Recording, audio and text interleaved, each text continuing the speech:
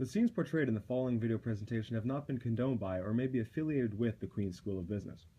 Everything portrayed is a product of Baldwin 98 Enterprises.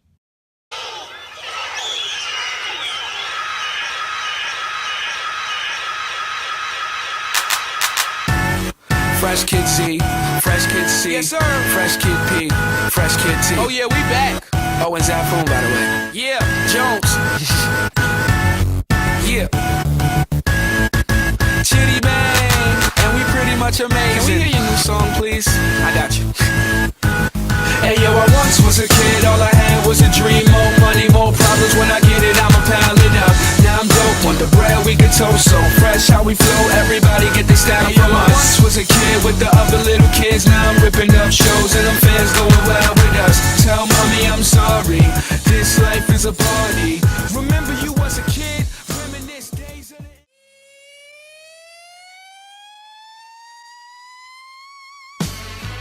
Oh, ladies and gentlemen, the moment you've all been waiting for. In this corner, arguably the best looking executives in the industry, With a record of 41.3 million in cumulative profit 19.87% of the market, and a second place finish, the undisputable, most beautiful execs, in COM 18, Baldwin 98. Hello, my name is Bruce Milliken, and I'd like to welcome you, the incoming management team, to Baldwin 98. We are very pleased and confident to leave this company in your hands. After 8 years of operations, we are proud to say that we have finished with the highest overall asset turnover, the highest overall market share in the high-tech segment, and the highest overall market share in all segments. Altogether, we had a second place finish in the industry. Hello there, my name is Arthur Caulfield. I'm a senior executive at Baldwin 98, and I'm going to be talking to you about the initial strategy. So what we decided to do was the differentiation with the product lifestyle focus. The reason that we did this is that we thought that there was a demand for the high-tech market, and as a result, customers would like products that are new, innovative, and exciting, so that we'd be constantly releasing new products. In terms of price, we decided to set our initial product at $34. This was our initial strategy, because we realized that setting a price point of $34 would be getting the customer to pay a premium, but we didn't want the customer to pay too much money to the point where demand would actually be shot. So another way that we wanted to generate demand was through promo and sales. So what we decided to do was to put in $2 million towards promo and $2 million into sales, because we realized that we're not going to be selling too much for a product, but we wanted to increase the amount of attention that it gets. So this way we could increase the amount of percentage that we were giving for every single time. So as a result, we'll increase our percentage as much as possible until we get to 100%, and then we would basically keep it at 100% and leave it at that. In terms of TQM, the decision that we made was we wanted to start at round 4, one of the later rounds, because we realized that the percentage increase in demand is only good when there's a lot of demand already. It compounds on itself, essentially. So that's why we decided to do that. And then in terms of reducing material costs, that was another thing that we wanted to focus on to increase our gross margin. So in terms of how our actual product was positioned, we decided it would be best that we'd have our initial product staying there for the first couple of years and letting it sell a lot. And then because it still has a lot of attention, we'd bring it down into the low-tech market. After which point we would essentially release a new product every couple of years and then slowly recycle it into the low-tech market. In terms of financing, what we decided to do is we decided that issuing as much long-term debt as possible would be the best decision for us. We realized that we wouldn't have a lot of cash and capital at the very start because we couldn't basically sell our stocks or anything like that. So we realized that selling this product is going to be difficult without issuing as much long-term debt as possible. So what we decided to do was invest in that instead of current debt, because we realized that long-term debt couldn't be cashed in over like a very long period of time, whereas with current debt, it may be due in a specific year where we don't have enough money, especially in the earlier rounds. Call you back later, okay? So, Okay, bye. Hi, my name is Bruce Milliken, and I'm one of the senior executives at Baldwin 98. Today I'll be here to talk to you about what we considered our company as the fall. After 2 successful rounds, our hope was that the third would follow suit. Ironically, however, the complete opposite had taken place. With an excessive amount of capital, our company wanted to cover 4 major areas in round 3. First off, we released our first high-tech product, Barney. Secondly, with the intention of increasing demand for our outstanding shares, we issued 2,000 shares to the market at a reasonable price of just over $15 a share. Thirdly, this round was the first in which our company decided to invest some of our capital in TQM with a total of $1,000 invested in the UNIP Green program. And lastly, our company was truly determined to raise our market share in the industry as an entirety and keep hold of our leading position. Upon viewing the results, the reality was far from what our company had planned for. Barney collapsed due to poor product positioning. Our estimations were short by 0.5 in size and 0.5 in performance.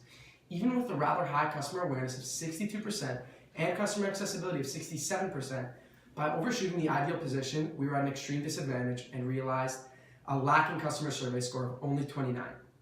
Our stock price shot down $14.16 to an absolute minimum of $1. With regards to TQM, we realized that we should have spread out our investment over multiple initiatives rather than just focusing on the one. And lastly, our hope of capitalizing on the largest portion of market share in the industry was unsuccessful. Our company dropped 4.68% in total market share from round 2 to round 3. Our low-tech product, Baker, possessed 12% of the low-tech market, while both Baker and Barney, which was supposed to be our big product, each held 9% of the high-tech market. The ultimate repercussions of this round were an emergency loan of just over $24 million and receiving a net loss in profit of $4.5 million. This resulted in a cumulative profit of only $2 million. With the fourth round following shortly after, our company was very restricted in the investments of our capital. There was no change to our stock price, which stayed at $1, and our market share depleted another %. This round, we were unable to invest any capital in TQM initiatives, which unfortunately restricted any rise in demand or drop in admin, labor, or material costs. The repercussions of this round are much less severe, but nevertheless, our company took out an emergency loan of $5.6 and realized a net loss in profit of $465,000. Sounds good. Okay. Talk later. Thanks. Bye. Hi. My name is Christian Sablo. I'm also Senior Executive Manager here at Baldwin 98, and I'm here to discuss the changes implemented to our original strategy in order to bring Baldwin back to its original industry-leading stature.